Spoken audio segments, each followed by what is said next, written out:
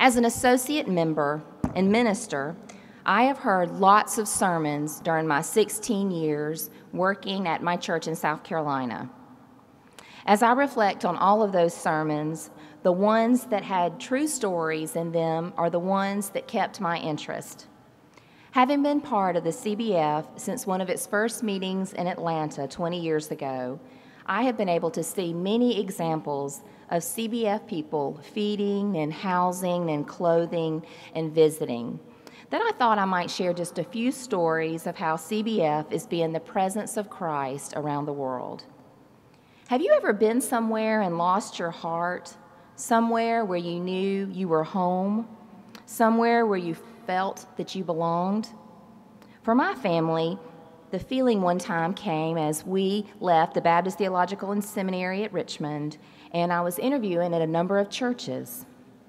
My husband Shane went with me to these interviews, and when Shane and I were leaving the Oakland Baptist Church in Rock Hill, he looked at me and said, "I don't know where you're going, but I'm coming here." You see, he had already lost his heart at Oakland and in Rock Hill, and that was 16 years ago, and we have found a home in our church and our community. Well, those words, "I have lost my heart here," were uttered a few months ago by Jenny Jenkins.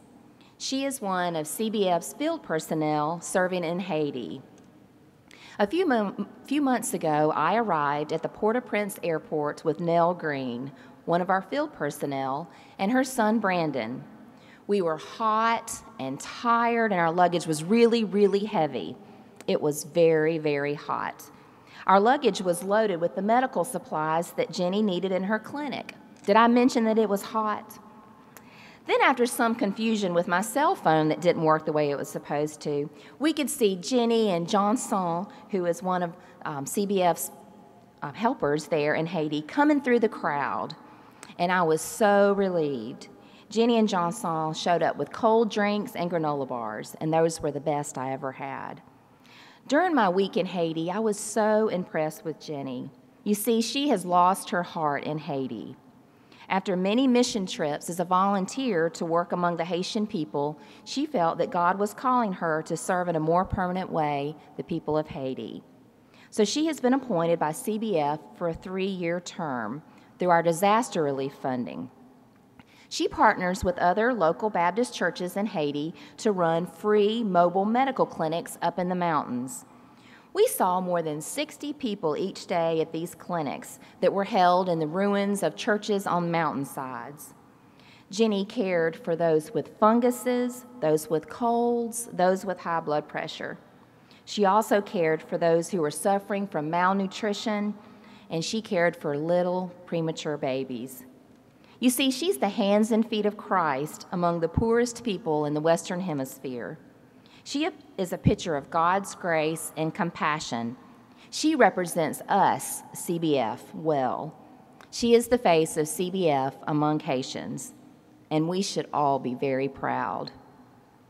Now let me tell you about Apollinaire. Apollinaire is from the Congo, and he is a migrant living in North Africa, and he's there in that country in North Africa illegally. He has tried to seek asylum in that country because he fled his country because of war. He lives in a one-room apartment shared by other migrants. He spent many harrowing months trying to cross the Sahara Desert to get into North Africa, and now he is trying to cross to get into Europe. He has risked his life countless times, first just getting into North Africa, and then other times trying to get into Europe. And why is he doing this? Because his country is full of war and corruption and poverty. And he hopes to make it into Europe so that he can send money back to his family in the Congo. But he is not allowed to work in this North African country because he is undocumented. And then he lives in constant fear that the government will arrest him and take him back to the Sahara Desert and leave him there in the desert with no food or water. But Apollinaire is a strong Christian.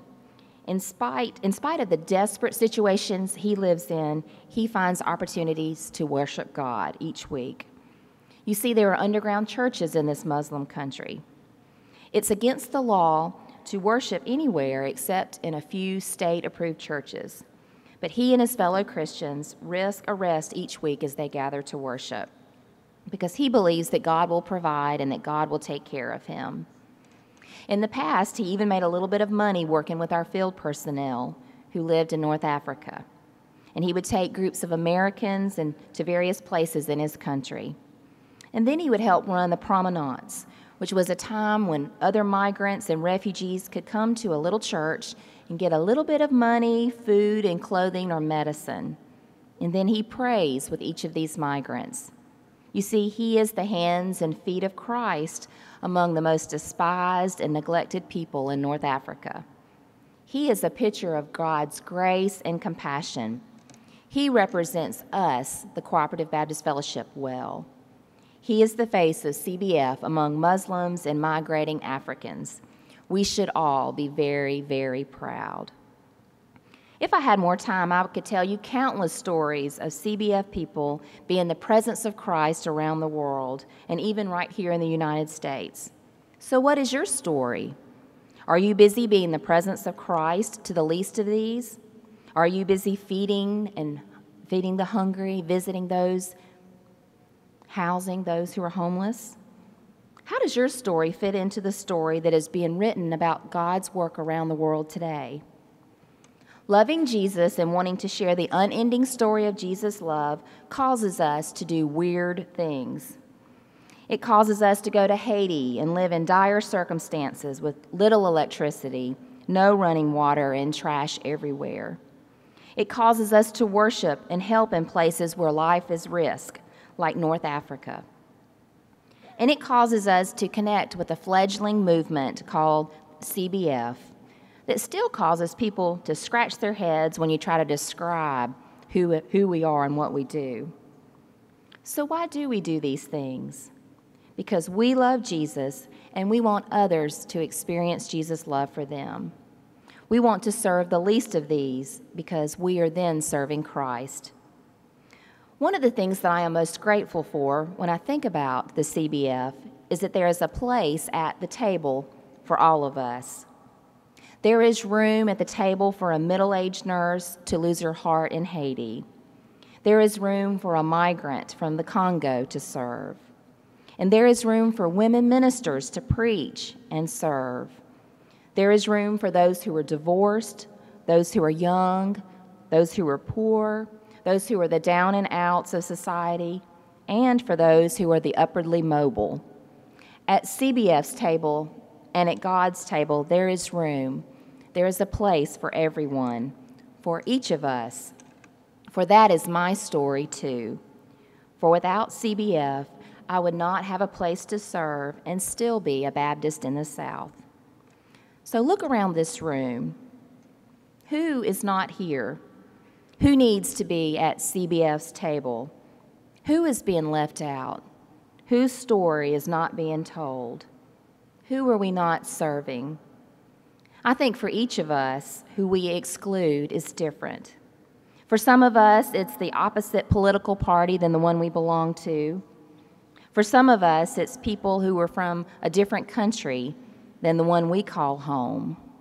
For some of us, it's people whose lifestyles and choices are very different from ours. So who is excluded? My hope and prayer for the next 20 years of the Cooperative Baptist Fellowship is that we will seriously examine who is the least of these among us, and that we will find ways to connect and serve and include all, because you never know when you might be serving and including Jesus. Amen.